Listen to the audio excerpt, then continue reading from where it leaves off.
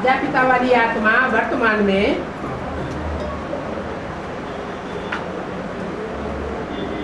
देह अभिमान वाली है या आत्मा अभिमान वाली है?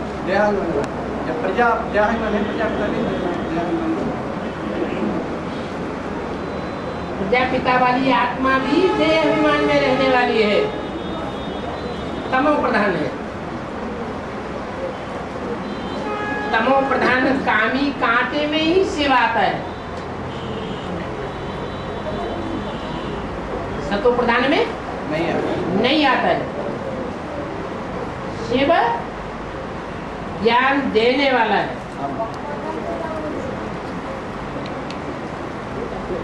थ्रू देता है। किसके थ्रू देता है? प्रजापिता ब्रह्मा दो आत्माएं हैं, राम कृष्ण वाली आत्माएं, जिनके द्वारा देता है। तो राम और कृष्ण वाली दोनों ही आत्माएं स्त्री चोला है या पुरुष चोला है? पुरुष चोला है। कन्याओं माताओं के मुख से ज्ञान सुनाया जाता है, उससे कल्याण होता है, या पुरुषों के मुख से ज्ञान सुनाया जाता है उससे कल्याण होता है? कन्या से द्वारा कल्याण होता है। अभी कल्याण तो नहीं हुआ, अभी कहे कि कल्याण हुआ नहीं। ब्राह्मण परिवार का अभी भी सामूहिक रूप में देखा जाए तो कल्याण दिखाई नहीं देता, क्योंकि जो ज्ञान देने के निमित्त है, चाहे वो दादा लेखराज ब्रह्मा बना हो और चाहे वो प्रजापिता हो, ये दोनों ही रूप दुर्योधन दुशासन है।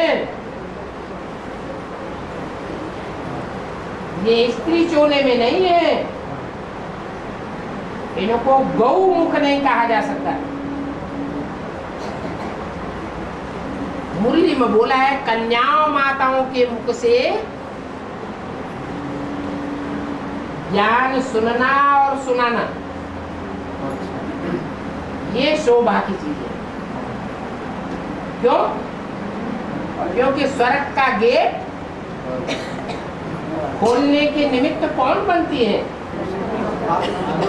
पुरुष बनते हैं या कन्या माताएं बनती है? तो जो बनती है उनको ही निमित्त बनना चाहिए,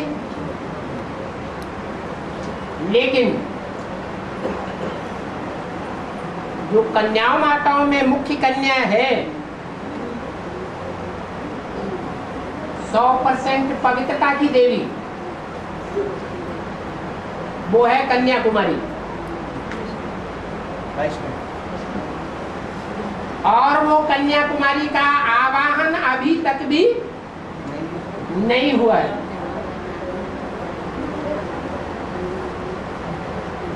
तो जो योग्य है उसका आवाहन हुआ नहीं, इसलिए बाप को कहना पड़ता है मिले न फूल,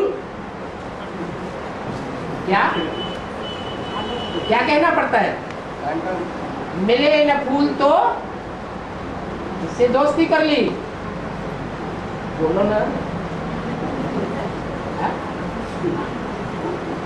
अरे मिले न फूल तो कांटों से दोस्ती कर ली। विजय माला के फूल नहीं मिले एडवांस ज्ञान सुनने के लिए,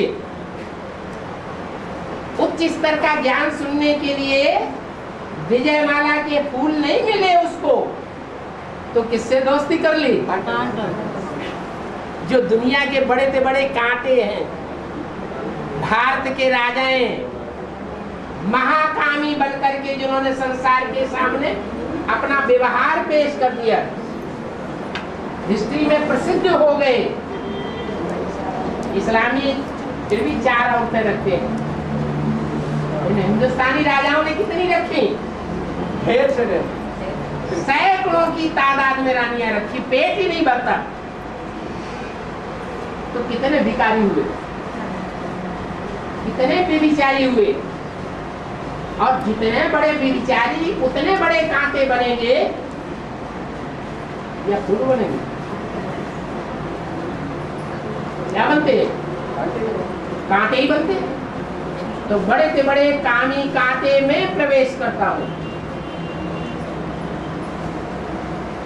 ड्रामा बना हुआ है, कोई को दोष नहीं है। हर बात में कहेंगे ड्रामा। डायरेक्शन तो दे दिया, विजय माला का आवाहन करो।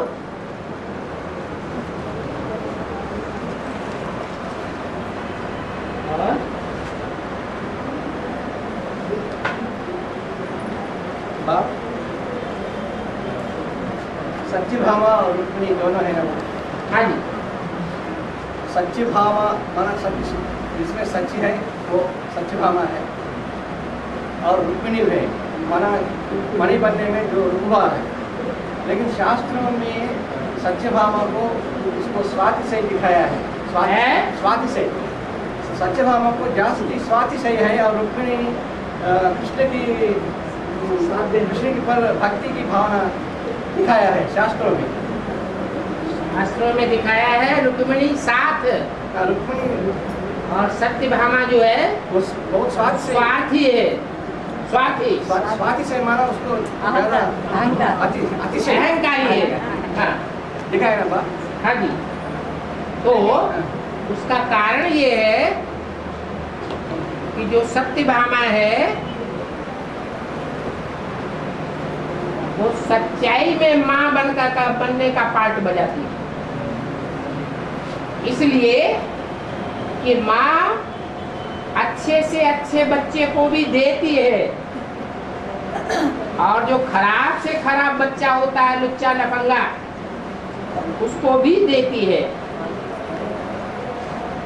पार्शलिटी दोनों में नहीं करती। ये गंगा का पार्ट है, इसलिए उसका नाम है सत्यभामा। और वो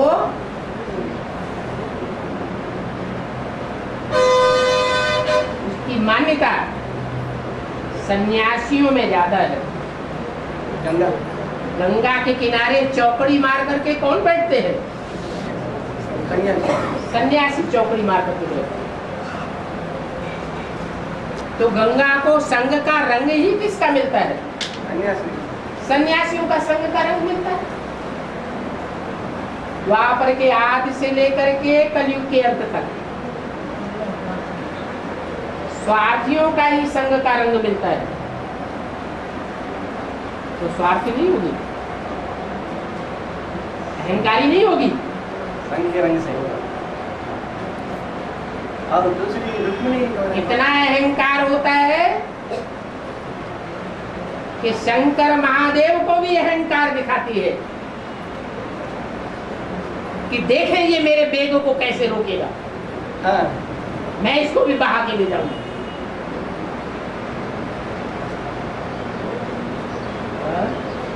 और दूसरी तरफ रुक्मिणी की बात क्या है? प्योरिटी की बात है। मणि बनते बनते रुक गई। तो किसका बात? इस्लाम धर्म में होगी।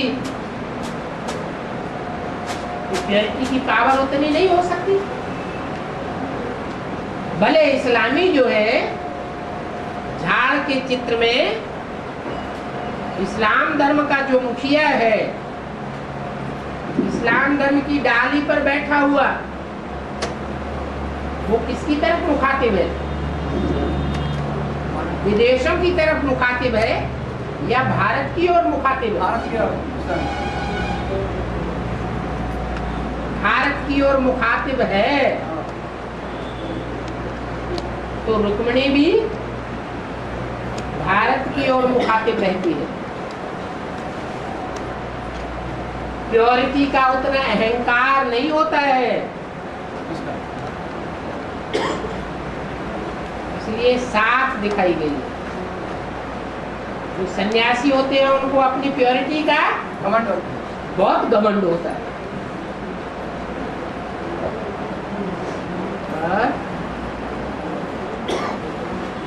और जब देवता ये वाम मार्ग में चलते हैं तब स्वर्ग नष्ट होता है ना बाप।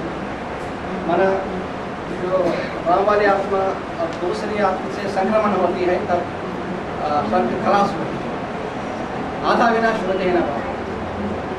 और तुरंत उसके बाद तुरंत वो इब्राहिम आती है, क्या कुछ समय लगता है। देवभान आता है और देवभान के आने के साथ ही साथ काम विकार का आक्रमण हो जाता है।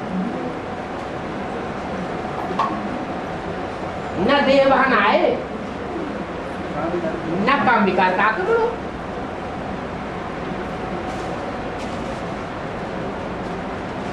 पांचों ही विकारों का बाप है देह अभिमान। इसलिए मुसलमानों में ये कहानी है जो विशेष करके सुनाई जाती है। आदम और हव्वा के जन्नत में गए, खुदा ने उनको जन्नत दी, लेकिन एक बात पर रोक लगा दी।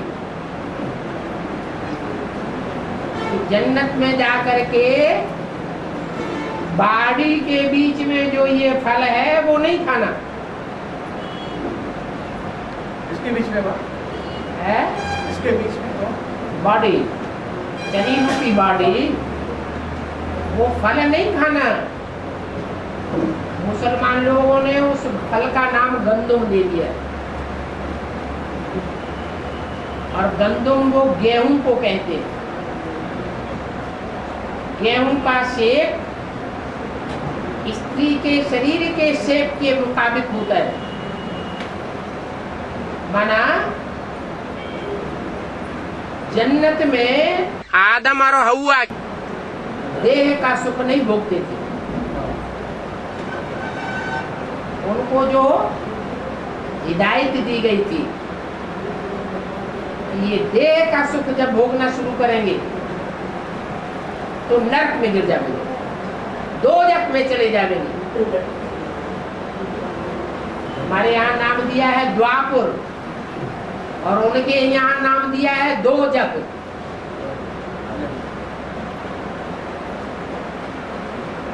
तो ये बात सारी इधर की है।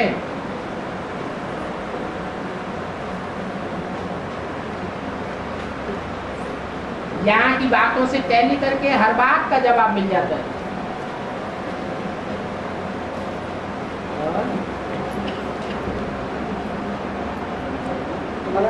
तो द्वापर के शुरू में सिर्फ 5 करोड़ ही रहते हैं ना बाप, क्योंकि त्रेता के अंत में 10 करोड़ होती है। और जब वो वाम मार्ग में गिरते हैं तब आधा विनाश हो जाएगा ना। आधा विनाश हो जाता है। जिन आत्माओं का देह अभिमान में आने से नीचे गिरना होता है वो अकाले मौत में जाती है। जिनकी अकाले मौत होती है वो सूक्ष्म शरीर धारण करती है। वो सूक्ष्म शरीर धारण करने वाली आत्माएं ही आसुरी आत्माएं, उनको फिर दोबारा जन्म लेना होता है। मतलब जो सूर्यवंशी और चंद्रवंशी को छोड़कर सारी जो इधर की है वो सब खलास होता है। संख्या तो ज्यादा देवताओं की होती है ना। कन्वर्ट होने वाले जो हैं वो कन्वर्ट होने वालों के ऊपर कन्वर्ट न होने वालों का आधिपत्य रहता है। हाँ जी।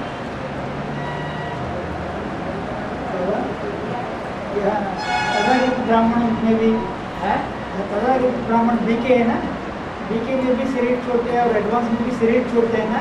हाँ। ये सब इंस्पिरेशन पार्टी का पहले दाखिल होता है। इंस्पिरेशन पार्टी में दाखिल होता है। इंस्पिरेशन पार्टी में मैक्सिमम कितने साल रहते हैं जो शरीर छोड़कर दूसरा जन्म लेने के बीच में? तक रहेंगे, अंत तक रहते। एक ब्रह्मा के चाहे तमो प्रधान रहे तो भी रहेंगे इंस्पिरेटिंग पार्टी में, 1 साल का और सतो प्रधान बनेंगे तो भी इंस्पिरेटिंग पार्टी में 1 साल का तो लिमिटेड बोल के सुना किसी से। है। अरे वो तो लिमिटेड पीरियड का रहता है बोल के सुना। कौन? ब्रह्मा। हाँ, इंस्पिरेटिंग पार्टी। इंस्पिरेटिंग ब्रह्मा और पार्टी। जगदम्बा तो ब्रह्मा और सरस्वती तो अंत तक रहते हैं। तो जो भी शरीर छोड़ने वाली आत्माएं हैं पीके में, ये और क्या भी पीवीके में नहीं, पीवीके में तो उनकी बुद्धि में ज्ञान बैठा हुआ है तो कि हम शरीर के साथ ही कंचन काया बनावे, इसलिए वो सूक्ष्म शरीर धारण नहीं कर सकती लंबे समय तक, करेंगी भी तो थोड़े समय के लिए। बाकी जिन्होंने एडवांस ज्ञान धारण किया ही नहीं, एडवांस ज्ञान को स्वीकार किया ही नहीं, बेसिक में ही उनकी संपूर्ण आस्था है, वो आत्माएं सूक्ष्म शरीर ऐसा धारण करती है कि लंबे समय तक पार्ट बजाती है। तब तक प्रवेश करके पार्ट बजाएंगी जब तक वो सतो प्रधान अपनी स्टेज में न बने।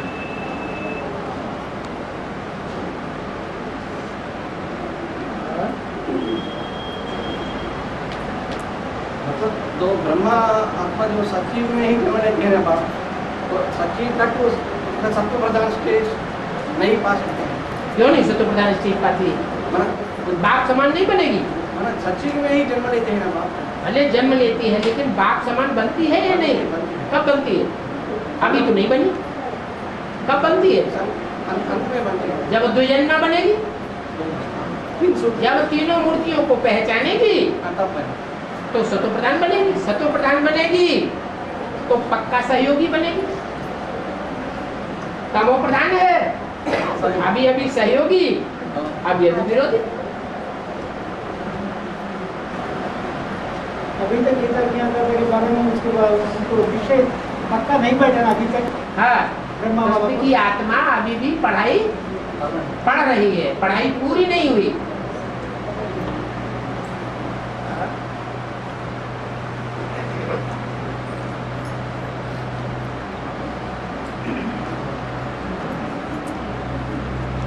लक्ष्मी जो है बात वैष्णवी, वो द्वापर में ज़्यादा जन्म जो नारायण की साथ ही रहती है, ज़्यादा जन्म इसकी सहयोगिनी के रूप में व्यास्ति जन्म बना जो 63 वर्ष है होती है द्वापर से, उसमें कई जन्म उसके साथ ही रहती है ना, नारायण के साथ ही रहती है। वरों शंभु न तो रहो कुंवारी, अगर पति पत्नी के रूप में मेरा संयोग बनेगा तो एक के साथ ही बनेगा, दूसरों के साथ नहीं बनेगा। तो उसके भी स्त्री चोले होते होंगे या नहीं होते होंगे? स्त्री चोले होते हैं, उसके पुरुष चोले भी होते हैं। पुरुष चोले कम होते हैं और स्त्री चोले ज्यादा होते हैं। लेकिन सतयुग त्रेता में तो एक का ही साथ था, वहां द्वैतवाद नहीं था।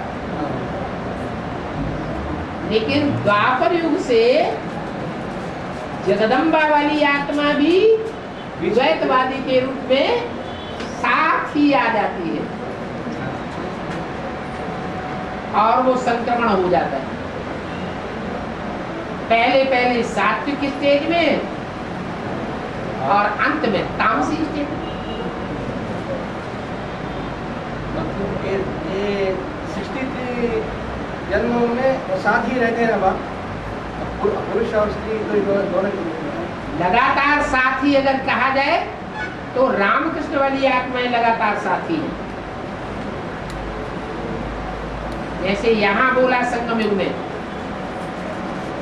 बाप और दादा कंबाइंड हैं, तुम बच्चे उनको अलग अलग करते हो, वो फिर एक हो जाते हैं। तुम बार बार भेद पैदा करते हो, वो बार बार एक हो जाते हैं।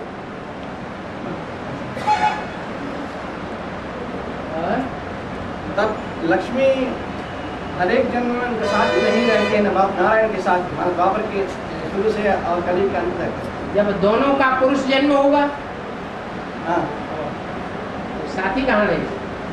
तब और दूसरों से उसका पता ही नहीं है दोनों पुरुष होते हैं बाप, तब लक्ष्मी अपना पुरुष शरीर धारण करती है। धारण करते हैं हाँ, और उनसे ही उसका माना उसका संयोग बनेगा पति पत्नी का। हाँ, ब्राह्मणों के संगम की दुनिया में जो विजयमाला की हेड है उसकी प्रवृत्ति प्योरिटी की है, सन्यासी की प्रवृत्ति है या गृहस्थी की प्रवृत्ति है? अभी सन्यासी की प्रवृत्ति है। तो जिसकी संगम युग में लंबे समय तक सन्यासी बनने की प्रवृत्ति है वो द्वापर युग में जाकर के पुरुष चोला धारण करेगी तो क्या बनेगी? सन्यासी। बस स्त्री चोला धारण करते हैं तब धारण के साथ रहते हैं। हाँ, तुम्हारी दिल क्या है?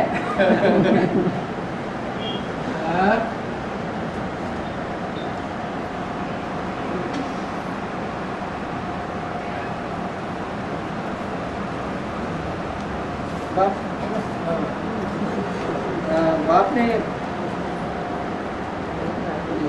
जब ये नशा की बात बोलती है तो बच्चों को ऐसा नशा होना चाहिए कि ईश्वरीय ज्ञान मिलने के बाद जो शराबी पीने वाला को इतना नशा रहती है, ऐसा तुम बच्चों का उतना नशा रहना चाहिए कि ईश्वरीय ज्ञान पाने के बाद माना बाप को पाने के बाद। ये तो है एक शुद्ध है बाप, वो दृष्टांत है, वो अशुद्ध है ना, तो नशा जो पीते हैं वो अशुद्ध है। नहीं, दृष्टांत सही है। अंतर है सिर्फ अल्पकाल और सदाकाल का। वो नशा जब पीते हैं तो अल्पकाल का नशा चढ़ता है, और ये नशा अगर असली रूप में किसी ने पी लिया और पचा लिया तो सदाकाल का नशा चढ़ा रहना चाहिए। ये नशा उतरने वाला नहीं होना चाहिए। ब्राह्मण जीवन में फाउंडेशन के टाइम पर जितना गहरा फाउंडेशन ज्ञान का डाल दिया वो आदि सो अंत तक वैसा ही काम देता रहेगा। फाउंडेशन के टाइम पर अगर कोई अलबेला हो गया तो उसका वैसा प्रभाव पड़ेगा।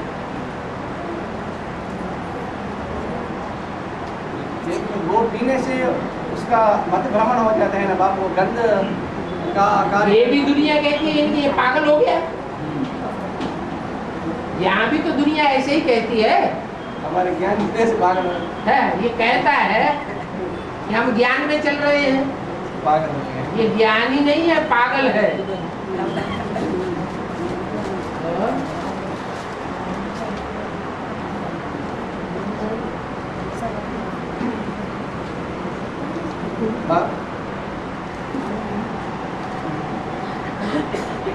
बेगर टू प्रिंस जो बात है, बेगर टू प्रिंस, हाँ, माना वो राम वाले आत्मा की लागू होते हैं बाप। हाँ, लेकिन राम बाप तो अपनी पुरुषार्थ से प्रयास से विश्व की महाराजन पाती है ना, तो महाराज बनती है, विश्व की महाराज बनती है। लेकिन यहाँ बेगर टू प्रिंस कहने में क्या है? बेगर टू प्रिंस और नर टू नारायण, ये दो बातें हैं। प्रिंस उसे कहा जाता है राजकुमार, जिसकी घोषणा की जाती है। ये राजा नहीं है अभी, लेकिन राजा बनने वाला है, उसको कहा जाता है प्रिंस। और नर से नारायण उसे कहा जाता है जो राजा ही है। नार माने जल और अयन माने घर, जो सदैव ज्ञान जल में ही रहता है। ज्ञान जल के अलावा उसकी बुद्धि रूपी घर का ठिकाना कोई दूसरा नहीं है। कैसी भी स्थिति हो, कैसी भी परिस्थिति हो, कैसे भी व्यक्तियों से सभा का पड़े, लेकिन वो ज्ञान के आधार पर अपने को एडजस्ट कर लेगा। उसको कहते हैं नारायण। और प्रिंस की जो स्थिति है वो राजा की नहीं है।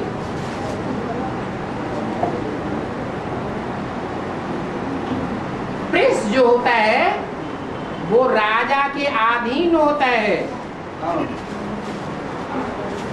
नारायण किसी के अधीन नहीं होता है। तो जो 5 वर्ष का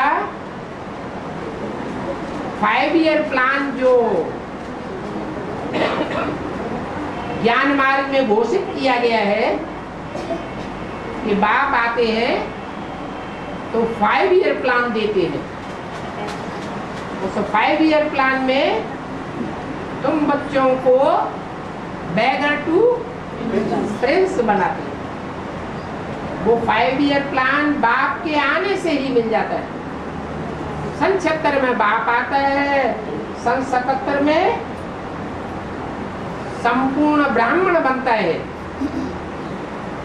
शूद्र से संपूर्ण ब्राह्मण बनता है। और जो संपूर्ण ब्राह्मण बनता है उस ब्राह्मण को बैगर टू प्रिंस का वरदान मिल जाता है। इन 5 वर्षों के अंदर वो किसी भी व्यक्ति के अधीन नहीं रहेगा, स्वाधीन हो जाना चाहिए। गली गली की ठोकरें खाने वाला जो बैगर है, जिसके पास अपना मकान नहीं है, घर नहीं है, कोई जमीन जायदाद नहीं है, कुछ भी नहीं, कोई भी प्रकार का दुनियावी आधार नहीं है, बैगर के पास तो फिर कुछ भी न हो। ऐसा बैगर 5 साल का 5 ईयर प्लान पूरा होने पर 78, 79, 80, 81, 82 ये 5 वर्ष पूरा होने के बाद फुल प्रिंस अर्थात एक के अलावा और किसी के अधीन नहीं।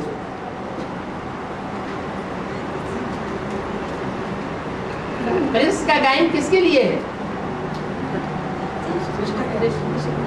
किसके लिए?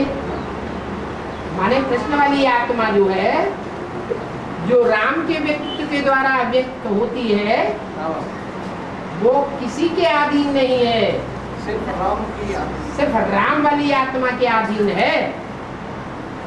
कोई उसको एक पैसा दे या न दे, किसी से भीख मांगने वाला नहीं है।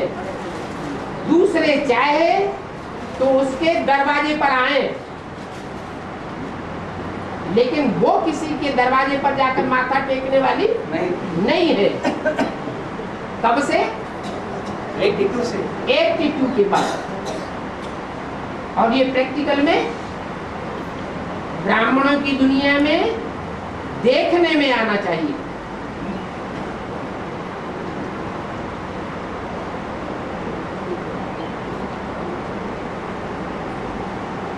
प्रैक्टिकल ज्ञान है। ये ज्ञान सिर्फ सुनने सुनाने का नहीं है। ऐसे नहीं है कि बाबा ने बोल दिया और हमने सत्य वचन वह महाराज करके मान लिया। नहीं,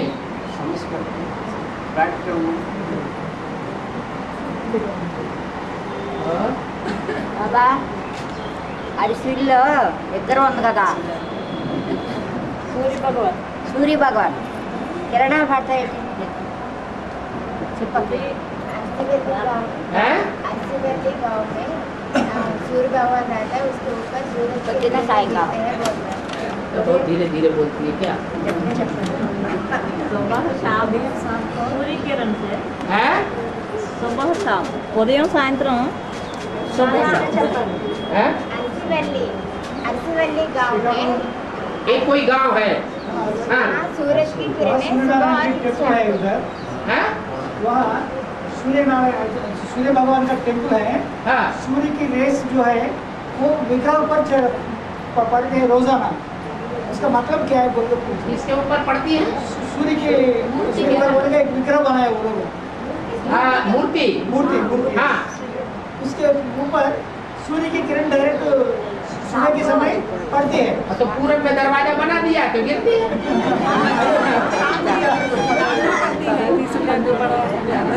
పొద్దున్న సాయంకాలం పడాలి, పొద్దున్న సాయంకాలం పడాలి.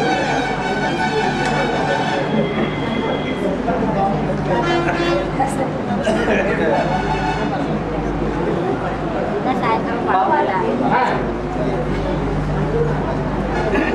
सबसे श्रेष्ठ रचना वाइब्रेशन द्वारा होती है। हाँ इसमें एक दृष्टांत दिया तो पपीता जो होती है उसको पराग को खींच लेकर एक दृष्टांत दिया है ना बाप। हाँ जी वो संगमई नारायण और लक्ष्मी है ना, सच्ची की नारायण और लक्ष्मी की है ना, राधा कृष्ण की जन्म देने की जो वो निमित्त बनते हैं ना, समय में उसका संकल्प है ना, उसका भाव कैसा होगा, मानो वो साथ रहने की जरूरत है नहीं ना, नजदीक रहने की जरूरत। संगम युग में जो संगम की लक्ष्मी नारायण होंगे उनमें इतनी पावर है कि स्त्री पुरुष दोनों के चोले नजदीक आए या ना आए, दृष्टि मात्र से भी एक दूसरे को देखें ना देखिए या न देखें तो भी उनकी मनसा इतनी पावरफुल होगी दोनों की कि दूर बैठे ही लेन देन कर सकते हैं, संकल्पों का भी। उनको मोबाइल की जरूरत उस समय नहीं पड़ेगी। मोबाइल में जो फोटो देखने में आता है वो भी देखने की जरूरत नहीं पड़ेगी। जैसे आमने सामने बात करते हैं, एक दूसरे को देखते हैं, ऐसे अनुभव होगा, दूरी महसूस ही नहीं होगी। दिल से साथ 5 तत्व अपना प्रभाव से प्रभावित नहीं कर सके। माने पृथ्वी, माया या प्रकृति, इनका कोई भी असर उन दोनों के ऊपर नहीं पड़ेगा। उनके प्रभाव से एकदम परे होंगे। सबसे श्रेष्ठ ऐसी स्टेज होगी,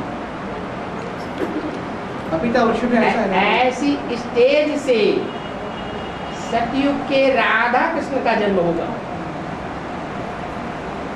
लेकिन सतयुग के राधा कृष्ण जब बड़े होंगे एक एक को देख तो उनमें वो पावर नहीं रहेगी, वाइब्रेशन से एक दूसरे को खींचने की।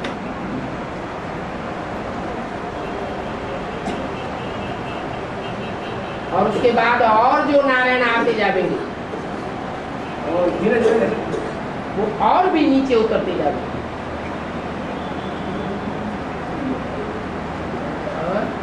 पपीता वृक्ष में ऐसा होता है ना, आप दूर रहते हैं, पपीता वृक्ष दूर रहती है। अकेले पपीता की बात नहीं है, वो तो एक मिसाल दिया। आम का भी ऐसे ही होता है, दूसरे वृक्षों का भी ऐसे ही होता है। बहुत से वृक्ष ऐसे होते हैं जिनमें फल नहीं आता है, सिर्फ फूल आके रह जाते हैं। बाबा किसी के साथ संकल्प चलना है तो है? किसी के साथ किसी के ऊपर हमारा संकल्प चलना है तो कम से कम एक बार तो ही देखना पड़ेगा। हाँ, उस मूर्ति को एक बार ना देखा तो फिर हमारा संकल्प कैसे करेगा? ये किसने कहा कि नहीं देखा? ये तो आपने अनुमान लगा लिया। अनुमान से नुकसान भी तो हो सकता है। बाप को जो बेसिक ज्ञान कौन दिया? तो देखा ना। और बात हाँ जी, जो सप्त ऋषि है ना बाप, 7 नारायण है। हाँ जी, सचिव में पहला नारायण और उसको छोड़कर जो 7 नारायण है उसको सप्त ऋषि कहते हैं ना बाप। हाँ जी, लेकिन उसमें विश्वामित्र जी आती है ना, सप्तर्षि में कश्यप आती है, विश्वामित्र आती है। तो विश्वामित्र का अर्थ है विश्वामित्र वो बाप है। उसमें तो विश्वामित्र की तो जो नाम इसमें क्या उसमें विश्वामित्र भी आती है ना बाप। कश्यप है, विश्वामित्र है, वो 7 ऋषियों में। लेकिन ये 7 नारायण हैं वो गिरने वाला है ना उसमें। लेकिन विश्वामित्र का अर्थ यही है, विश्व का मित्र है बाप। उसमें विश्वामित्र की लाने की क्या रहस्य है, क्या बात है? विश्वामित्र ओरिजिनली क्षत्रिय थे या ब्राह्मण थे? क्षत्रिय है। आपने उसमें कैसे ऐड कर दिया? वो तो तपस्या की ताकत से ब्रह्मत्व बाद में प्राप्त किया है, वो सप्तर्षियों में नहीं है। हाँ जी, कश्यप भी है ना बाप, कश्यप है। कश्यप के कश्यप। हाँ जी, ये है और